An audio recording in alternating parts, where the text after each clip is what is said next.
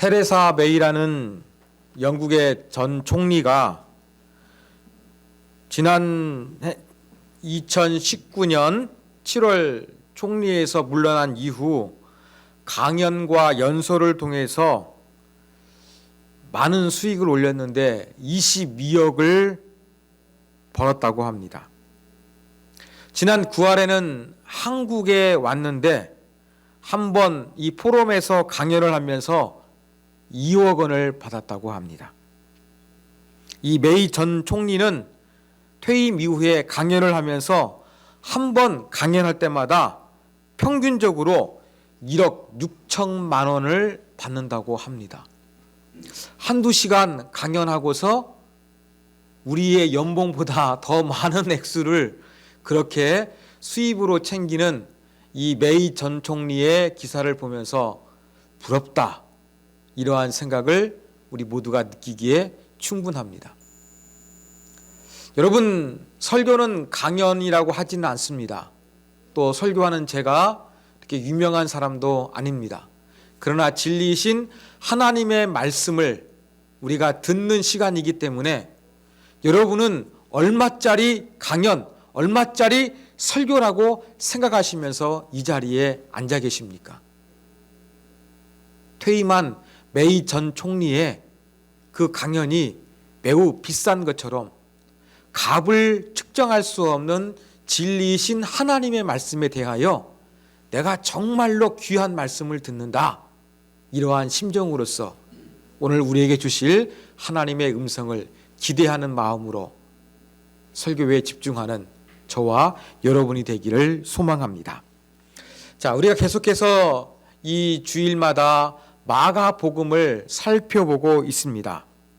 지난 시간에는 예수님께서 이 베드로의 온전하지 못한 신앙 고백을 암시하기 위해서 소경을 두 단계에서 고쳐주셨다는 내용을 살펴봤습니다. 이제 이어지는 내용은 예수님께서 제자들에게 예수님의 정체에 대해서 질문하시는 내용입니다. 예수님께서는 사람들이 나를 누구라고 하는지, 예수님의 정체성에서 어떻게 이야기를 하고 있는지 제자들에게 물으셨습니다. 예수님께서 사람들이 예수님에 대해서 어떻게 생각하는가 전혀 그 평판을 들으실 수 없기 때문에, 아니 모르시기 때문에 이러한 질문한 것은 아닐 것입니다. 예수님께서는 자신의 평판을 사람들이 어떻게 생각하는가 몰라서 질문하신 것이 아니라 예수님의 정체성을 아주 분명하게 하기 위해서 의도적으로 질문하신 거였습니다. 이것은 가이사라 빌립보라는 지역에서 이루어졌고, 이곳에서부터 예수님은 예루살렘을 향해서 올라오십니다. 예루살렘 북쪽에서 이 질문을 하셨고 순환을 예고하셨고, 이제 예루살렘으로 예수님은 입성하시는 그러한 여행길을 시작하십니다. 자, 먼저 예수님께서는 일반 대중들이 어떻게 자신을 이해하고 있는지 질문하셨습니다. 27절에 보면 사람들이 나를 누구라 하느냐, 이러한 질문하셨습니다. 이러한 질문에 제자들은 세례 요한이라고 합니다, 엘리야라고 합니다, 여러 선지자들 중에 한 명이라고 합니다 라고 하면서 사람들이 인식하고 있는 예수님에 대한 정보를 전해드렸습니다. 그런데 사실 이러한 이야기는 예수님에게 좋은 것만 이야기한 것이었습니다. 복음서를 읽다 보면 유대인들 중에서는 예수님을 향해서 먹기를 탐하고 포도주를 즐기는 사람, 세리와 죄인의 친구, 이렇게 평가를 내리는 사람도 있었는데 이러한 것들은 일절 언급하지 않고 좀 좋은 내용으로 예수님에 대한 인식이 어떠한지 예수님께 정보를 전달했습니다. 자, 그 다음에 예수님께서는 너희는 나를 누구라고 하느냐, 29절 질문하셨습니다. 이에 대해서 베드로는 제자들을 대표해서 주는 그리스도이시니이다 라고 대답했습니다. 이 고백 가운데는 그리스어인데 히브리어로 바꾸면 바로 메시아라는 단어입니다. 다시 말해서 베드로는 예수님을 메시아라고 고백했던 것입니다. 아까 말씀드린 대로 일반 유대 대중들이 예수님을 좋게 평가했습니다. 세례 요한, 엘리야, 유명한 선지자 중에 한 사람, 이러한 평가를 내렸지만 그 누구도 예수님을 향해서 메시아라고 고백하지는 않았는데 예수님의 제자인 베드로는 예수님을 메시아라고 고백하고 있습니다. 자, 이렇게 베드로가 예수님을 메시아로 고백하자 예수님은 이어서 말씀하신 내용이 바로 무엇이냐면 고난당하는 메시아에 대한 앞날이었습니다. 31절에 보면 인자가 많은 고난을 받고 죽임을 당하고 사흘 만에 살아날 것을 가르치시되 라고 기록되어져 있습니다. 드디어 예수님의 입술을 통해서 예수님이 고난을 당하게 될 것을 말씀하신 것입니다. 처음 듣는 이야기였습니다. 이러한 이야기를 듣고서 베드로는 가만히 있을 수가 없었습니다. 32절 드러내놓고 이 말씀을 하시니 베드로가 예수를 붙들고 항변하매 라고 되어 있습니다. 여기서 항변했다는 단어로 번역된 그리스의 원어의 진짜 의미는 꾸짖다, 비난하다는 단어가 사용되었습니다. 우리 문화권에서는 군사부 일체, 임금과 부모님과 스승은 모두 똑같다라는 의식을 가지고 있었습니다. 이러한 우리나라의 정서를 고려해서인지 베드로가 예수님을 꾸짖고 비난했다고 거칠게 표현하기보다는 우리말 성경은 항변했다 이렇게 순화시켜서 표현하고 있는 것입니다. 조금 직역을 하다 보면 베드로는 예수님의 순한 예고에 대해서 예수님 그러시면 안 됩니다. 어찌 당신에게 그러한 일이 일어나겠습니까? 비난하고 꾸짖고 책망했다는 이야기입니다. 서울 가본 사람하고 서울 안 가본 사람하고 논쟁을 하게 되면 서울 안 간 사람이 이긴다는 말이 있는 것처럼 지금 예수님이 말씀하시는 이 메시아의 길을 베드로는 도저히 받아들일 수가 없어서 예수님에 대해서 오히려 이겨먹으려고 강하게 비난하고 있는 모습을 보여주고 있습니다. 이러한 베드로의 모습은 불경스럽게 보입니다. 왜 이렇게 베드로는 예수님에게 불경스럽게 보일 정도로 예수님이 고난 받으실 것을 예언하시자 베드로는 거칠게 저항하고 있는 것일까요? 우리가 그 이유를 생각해 봐야 합니다. 첫 번째 이유는 베드로의 이 메시아관, 예수님을 메시아로 고백했습니다만 완전히 눈뜬 것이 아니라고 지난 시간에 말씀을 드렸습니다. 그래서 예수님을 메시아로 알고 있으며 고백을 했으되 당시 이스라엘에 널리 알려진 정치 군사적인 메시아관으로 예수님을 인식했던 한계 때문이었습니다. 당시 유대인들이 믿었던 메시아 사상에 따르면 강력한 지도자, 힘을 앞세워서 정치적으로 군사적으로 해방과 승리를 가져다 주는 메시아를 갈망했습니다. 물론 일부 사람들은 대제사장 계열을 통해 가지고 메시아가 도래하게 될 것이다 이렇게 믿는 사람도 있었는데 이건 소수였고 대세는 강력한 힘과 능력을 가진 메시아가 우리를 해방시켜 줄 것이다. 이러한 메시아관이 유대 사회를 지배하고 있었습니다. 바로 베드로도 이러한 메시아 간에서 자유로울 수가 없었던 것입니다. 두 번째 이유는 예수님께서 보여주신 능력이 탁월하시기 때문에 그렇습니다. 당시 유대인들이 가지고 있었던 정치 군사적인 메시아가는 힘으로 승리하는 것입니다. 승리하는 사람은 죽을 수가 없는 거예요. 그래서 베드로는 거부했고 예수님을 비난했던 것입니다. 두 번째 이유는 지금까지 예수님과 함께하면서 예수님이 보여주신 능력을 보니까 메시아가 되시기에 전혀 부족함이 없는 겁니다. 귀신을 쫓아내시고 수많은 질병을 고치시고 바다를 잠잠케 하시고 오병이어와 칠병이어의 이적을 베풀어 주신 이러한 예수님의 능력을 볼 때에 이분은 죽음을 정복하면 정복했지 고난 당하실 분이 아니라는 것을 예수님과 함께하면서 베드로는 확신했던 것입니다. 그래서 예수님을 비난했던 것입니다. 또한 세 번째 베드로가 이 예수님의 순한 예고를 비난한 것은 자기의 생각이 성경에 기초하고 있다고 믿었기 때문에 그렇습니다. 당시 유대인들이 가지고 있었던 메시아 사상은 구약 성경에 뿌리를 두고 있었거든요. 그러니까 사람들이 알고 있는 메시아 사상은 성경에 뿌리를 두고 있는 것이니까 하나님의 뜻이라고 생각을 했고 예수님의 능력까지 보니까 탁월하기 때문에 도저히 승리하는 메시아지 죽임을 당하는 메시아는 아니다.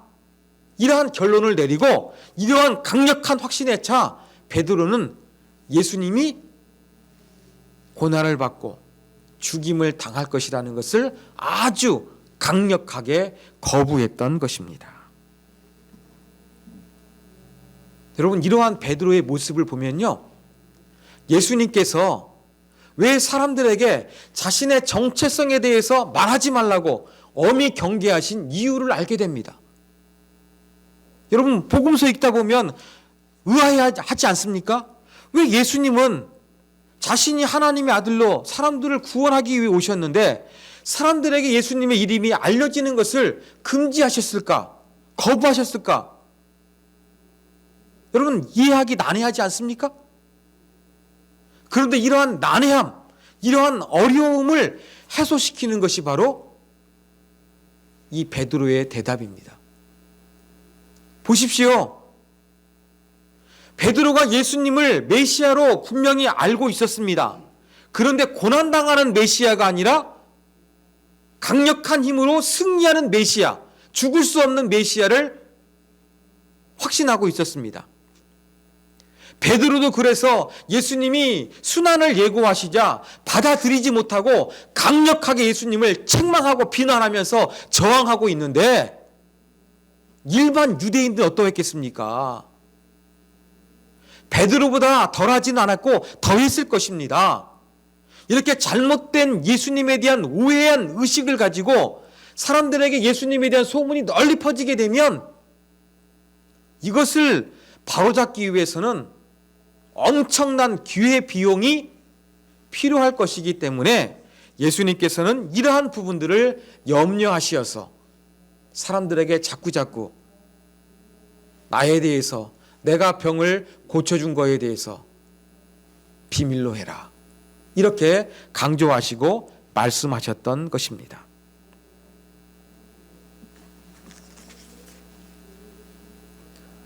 여러분, 이렇게 베드로는 나름대로 예수님을 바라보면서 예수님과 함께하면서 아주 강력하게 당신은 고난당하는 메시아일 수는 없습니다. 책망하며 비난하며 저항했습니다. 이러한 베드로의 모습에 예수님은 어떻게 반응하셨습니까? 33절, 예수께서 베드로를 꾸짖어 이르시되 사탄아 내 뒤로 물러가라. 내가 하나님의 일을 생각하지 아니하고 도리어 사람의 일을 생각하는도다. 이렇게 말씀하셨습니다. 예수님도 강하게 반응하셨습니다. 베드로를 꾸짖었다 이렇게 표현합니다. 여러분 아까 말씀드린 베드로가 예수님에 대해서 항변했다 그랬는데 직역하면 예수님을 꾸짖다 그랬는데 지금 예수님도 베드로를 꾸짖는 것과 동일한 단어가 그리스 원어에서는 사용되고 있습니다. 그리고 이 꾸짖다는 단어는 예수님께서 언제 그렇게 이 말을 사용하셨느냐? 귀신을 꾸짖어 내쫓으실 때, 그리고 풍랑을 잠잠케 하실 때 이 파도를 꾸짖으셨습니다. 이 단어입니다. 바로 이렇게 뭔가를 비난하고 꾸짖는 단어를 지금 예수님께서는 수제자 베드로에게 사용하고 계신 것입니다. 꾸짖고 책망하는 것이 아니라 심지어 예수님이 베드로를 무엇이라고 부르셨습니까? 사탄이라고 부르셨습니다. 하나님의 뜻을 정명으로 거역하고 저항하는 사탄이라고 예수님께서 지금 부르시고 계신 것입니다. 그러면서 지금 베드로가 네가 나를 비난하는 것은 하나님의 일이 아니라 인간의 일이다. 이렇게 말씀하신 것입니다. 이러한 예수님의 강력한 어조를 통해서 고난받는 메시아는 하나님의 뜻임을 우리는 분명히 알 수 있습니다. 사람들은 예수님에 대해서 오해하고 있습니다. 심지어 수제자인 베드로도 예수님에 대해서 오해를 하고 있었습니다. 그런데 하나님이 보내신 예수 그리스도라는 메시아는 이 고난을 통해서 죽음을 통해서 우리를 구원하실 메시아였던 것입니다. 이것을 예수님께서는 아주 극명하게 이제 제자들에게 선포하기 시작하셨습니다. 그런데 예수님의 말씀을 보면 나는 너희들이 알고 있는 정치 군사적으로 승리하는 메시아가 아니다. 나는 고난을 당하고 십자가에 달려 죽임을 당할 메시아다. 이렇게 말씀하신 것이 예수님의 의도가 전부가 아니라는 것입니다. 베드로를 꾸짖으신 예수님은 그 다음 무엇이라고 말씀하셨습니까? 34절 무리와 제자들을 불러 이르시되 누구든지 나를 따라오려거든 자기를 부인하고 자기 십자가를 지고 나를 따를 것이니라 이렇게 말씀하셨습니다. 고난 당하는 메시아를 예고하신 것으로 예수님은 그치신 것이 아니라 내가 고난 당하는 죽음의 길, 고통의 길, 십자가의 길을 가게 되는데 나를 따르는 너희들도 역시 마찬가지로 고난의 길을 가야 한다. 이것을 말씀하셨다는 것입니다.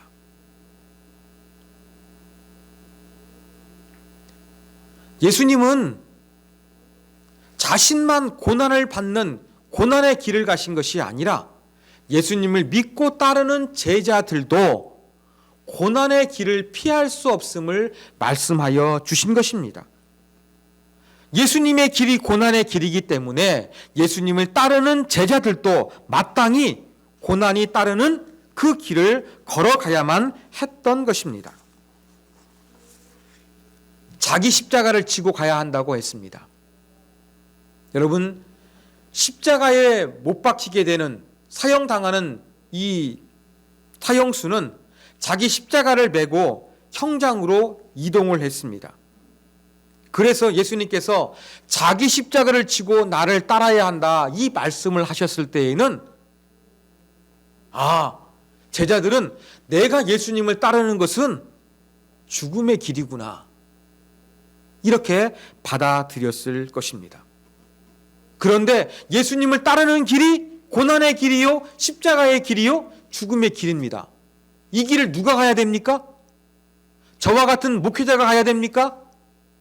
평신도 중에서도 믿음이 출중한 장로님, 권사님, 집사님, 어떤 특별한 사람만 이러한 십자가의 길을 가야 되는 것일까요?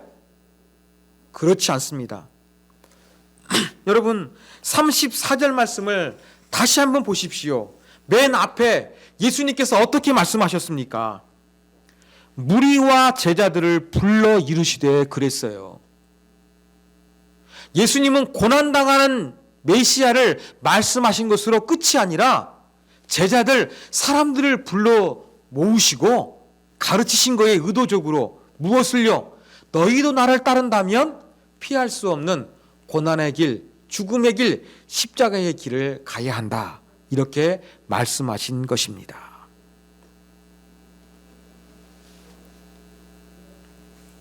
그러면서 이 피할 수 없는 고난당하는 메시아를 따르는 우리들도 고난을 당하게 될 것인데 어느 정도까지 각오해야 할 것이냐.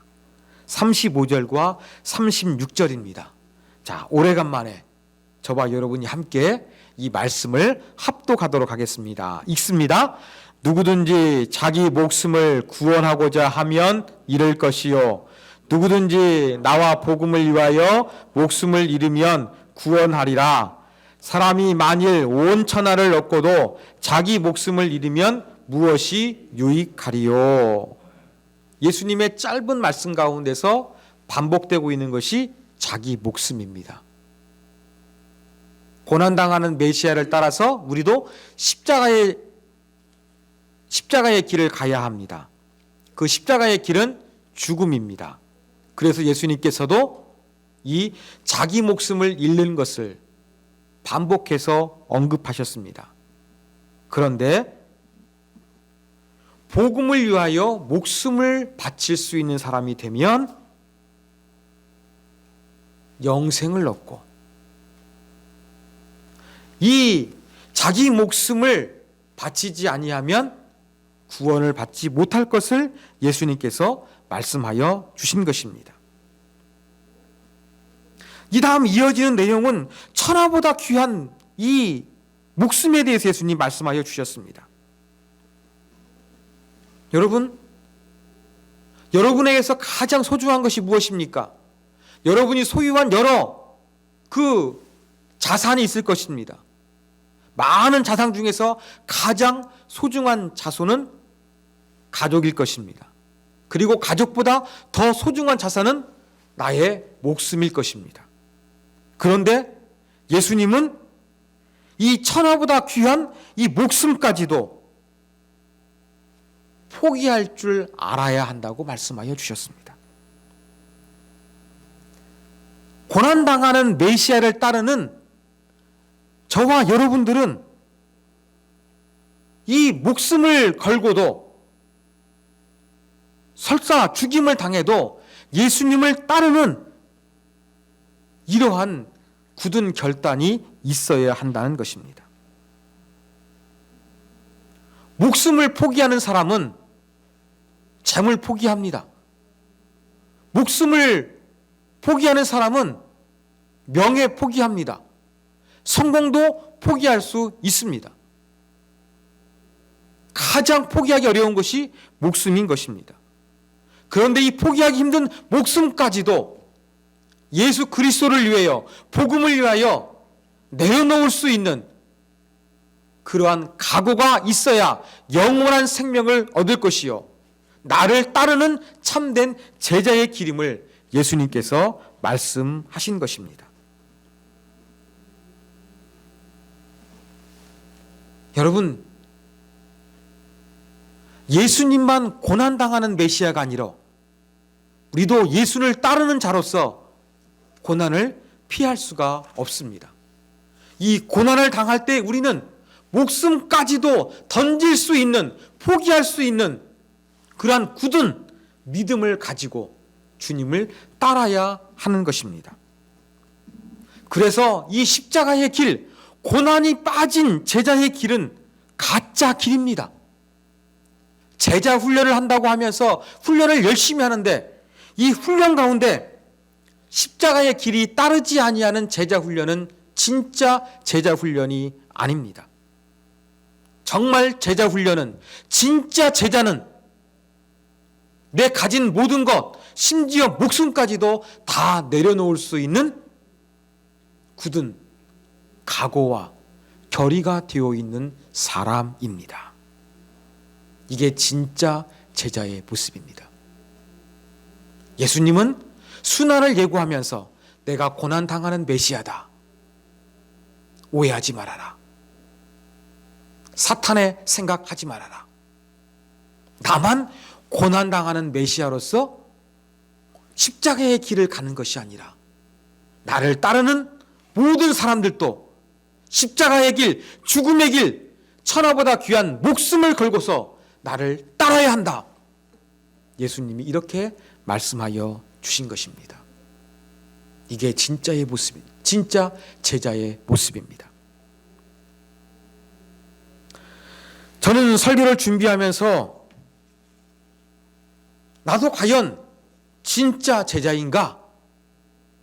이란 질문을 던지지 않을 수 없었습니다. 이 질문 앞에서 저는 초라해질 수밖에 없었습니다. 나는 예수님과 복음을 위해서 모든 것을 포기하고 내려놓을 수 있는 존재가 아니라는 것을 제가 너무나 잘 알고 있기 때문에 그렇습니다. 겉으로 보면 목회자가 되었기 때문에 세상의 많은 것들을 포기하고 주님을 따르는 것으로 볼 수가 있을 것입니다. 그러나 목회가 힘들고 내 삶에 여러 가지 문제가 발생하고 특별히 이 경제적인 어려움 앞에서는 내가 진짜 제자인가? 이 질문 앞에 쉽게 답할 수 없는 제 자신의 모습을 발견했습니다. 어찌 저만 그러겠습니까? 점점점 우리의 삶 가운데서 이 경제, 돈이라는 것이 절대적으로 중요해졌습니다. 돈이 절대적으로 중요한 사회 속에서 예수님을 내려놓는 거 쉽습니다. 돈이 절대적으로 필요하고 중요한 세상에서 예수님을 포기하는 거 더 쉬울지도 모르겠습니다. 여러분, 정말 다시 한번 나는 진짜인가? 우리 각자 한번 생각해 보셨으면 좋겠습니다. 고난당하는 메시아를 믿는 저와 여러분, 고난을 피할 수가 없습니다. 죽음까지도 각오해야 됩니다. 여러분 정말 죽음 각오하셨습니까?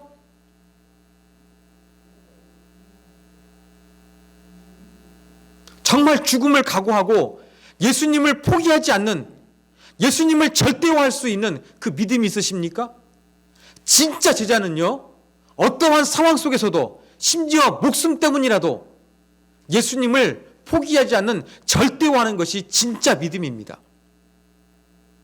그리고 이 세상 살아가면서 중요하게 여겨지는 물질, 절대화하지 않고 상대화시키는 게 예수 그리스도 앞에서 배설물처럼 여기는 것, 이것이 바로 진짜 제자의 모습입니다.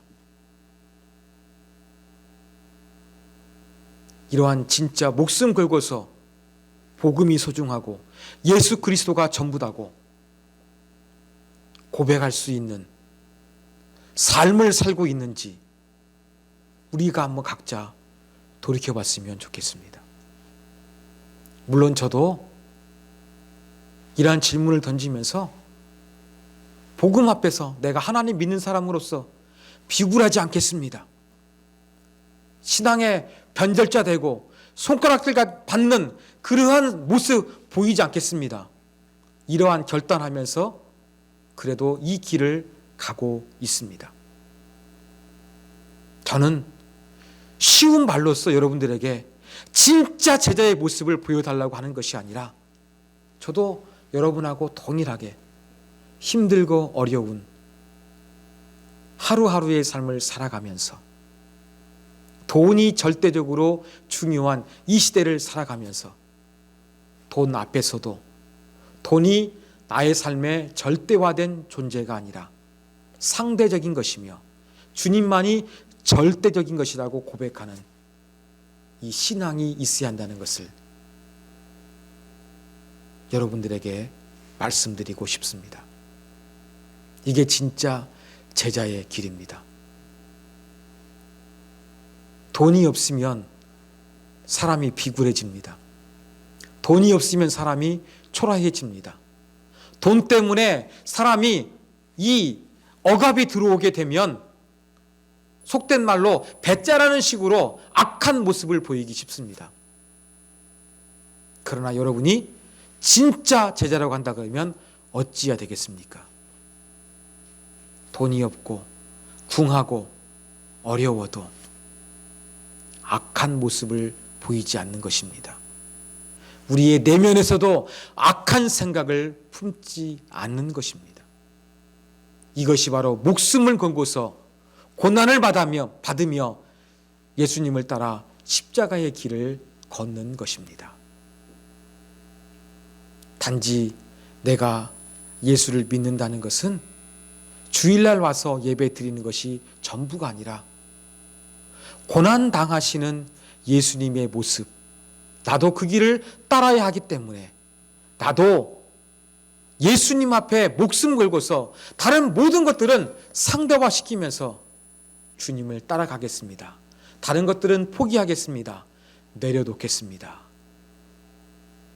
이 의지와 믿음이 흔들리지 않는 것이 진짜 제자의 모습입니다. 이러한 진정한 제자의 모습을 가질 수 있도록 나에게 참된 믿음을 주십시오. 참된 복음의 확신을 주십시오. 이렇게 기도하실 수 있는 저와 여러분이 되기를 주님의 이름으로 부탁합니다.